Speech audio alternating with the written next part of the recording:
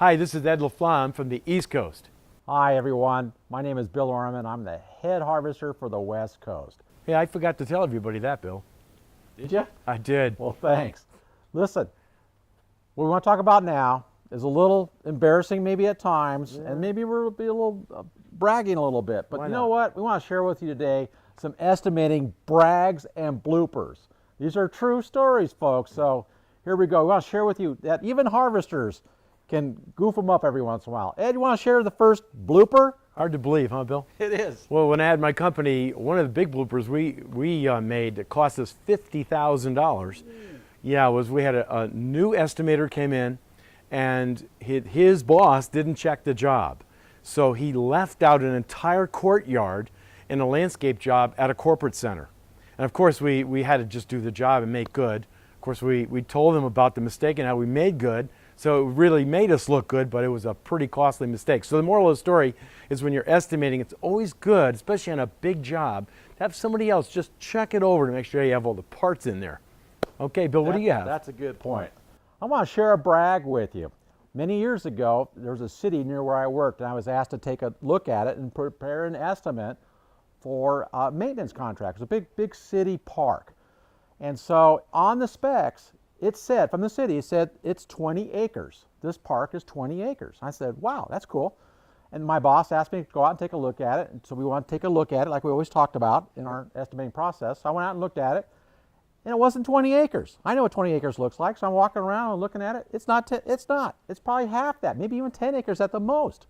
I called it back into the boss. I said, boss, this is not 20 acres. He says, read the specs. It says it right on there. It's 20. I said, it's not 20. It's a lot less. And lo and behold, Harvester Ed, it was. It was 1/2 the scale. They made a mistake on it. We took advantage of it. We got the low price, and we had that job for 5 years. That was $10,000 a month. Read it out. Whoa. That's 120 plus the extras. That's a lot of money over 5 years' time. That was awesome. So the lesson is here. Don't believe everything you read and see. Go out and look at the job. That was awesome. One of the other a brag that I have, Bill, was with a really large job we had. We formed bid teams. We had 3 on one team, 3 on the other. And I got to tell you, it really came out well. They both went out. There was 3 separate properties. They both went out and they estimated the property using the triangulation method that we talked about in previous videos, right? And then they came back in. We discussed the job. It took a good part of a day to go over the whole thing. And as a result, our estimates were right on the money. And it was important because it was a very large job for many years. So that was a pretty good brag on our part. Worked really well. I want to share another brag and a blooper. And it started off with a blooper, then it turned into pretty positive. So another large city job had medians coming down these main streets. So I got out of my car, and I'm going to measure this job, Ed. So I got my little wheel out there, and I measure it, and I pace it off. It's 8 feet wide. So I got back in my car, I started driving down. These medians were miles and miles of these medians, Ed. So I'm measuring. You know what I did? I was pretty smart at that time. I'm not that smart anymore. So I pushed the odometer. I'm measuring it on the odometer. So I took that odometer reading, and I subtracted out some of the spaces in there, and then I took it by 8 feet wide. I submitted my price. I was low priced by a mile. I thought, wow, that's what you get for estimating a job properly. They brought me in and said, you're way too low. You're way too low. What is your problem? Go figure it out again. Now, this was a public bid? Public bid. Oh, they're going to hold you to the price. They could. That's for sure. So I went out and measured again. My first island I measured was 8 feet wide. The rest of the islands were 12 feet wide. Oh, no. Uh-oh. So I went back and showed them how I arrived at that price and my mistake. They were very gracious about it and allowed us to not submit our price there. So it took a second. You withdrew it then? Withdrew the price. Oh. We're not going to lose that kind of money. And they were very gracious and kind and let us off the hook. But I did have the document that showed how I made my mistake. So that really came in handy. So that's my little brag. Not really. It was a blooper. That was pretty cool. Another one I had, I don't know if it was a brag or a blooper. It was pretty cool what we did, though. We had the opportunity to bid a really large job, and this was at a defense plant, so we had to be very careful. And they'd only let us in, you know, you had to go through all the process to get in the place. So what we did, we stayed on the outside way up on a hill, and we watched the crews do the work. So we knew exactly how long it was going to take.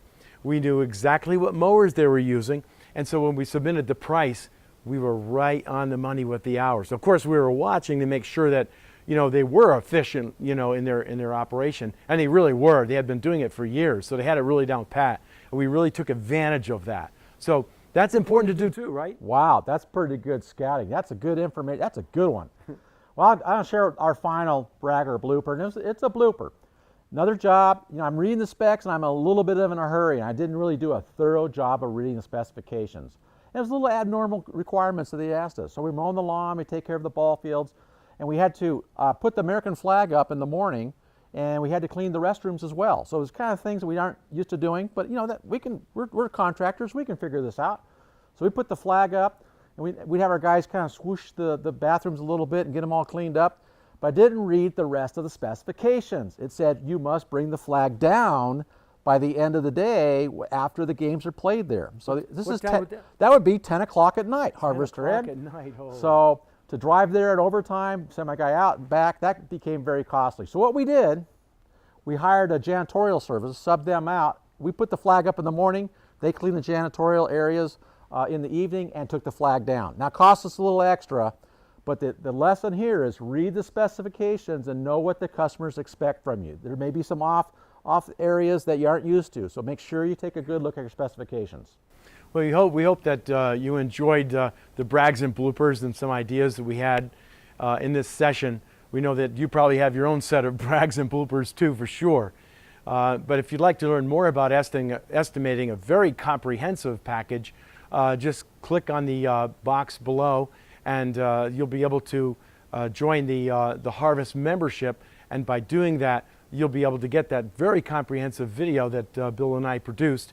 And hopefully it'll really tighten up the estimating so you can be as competitive as possible. This is Ed LaFlamme from the East Coast. And this is Bill Arman, head harvester for the West Coast. Now go out there and harvest your potential.